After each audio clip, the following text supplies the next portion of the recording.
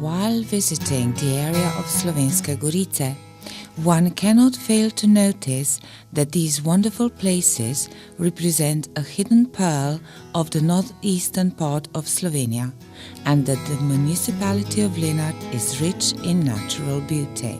It is located amid vineyards in the central part of Slovenske Gorice, stretching over an area of more than 61 square kilometers. It has a population of about 8,000. The municipality is rich in history and natural beauty and is proud of its well-preserved monuments from the past. Today, you are invited to wander around the surroundings of Lenart. We will take a walk along the nature trail from Hrastovec Castle to the Black Cross and around Lake Komarnik. The trail has won an award by Slovenian Tourist Association in the project My Country, Beautiful and Hospitable, and is definitely worth visiting. This environment offers excellence in every aspect. Firstly, it shows a perfect example of sustainable coexistence between man and nature. What is more, it offers numerous adventures impossible to experience elsewhere.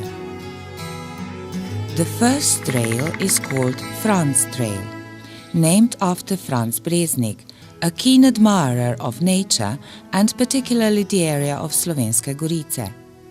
This renovated path takes the visitor around Lake Komarnik, an important reserve and the natural habitat of several endangered plant and animal species.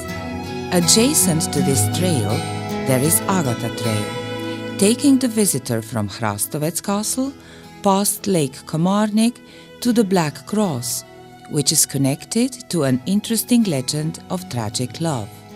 On the way, the visitor is accompanied by Otar, the guardian of Slovenske Gorice. He will provide useful tips, advice, and information about these beautiful places. Come with us. Since the natural environment and activities in it can be used as learning environment. Thus, a new value is added to the area, which makes people aware of responsible treatment of nature.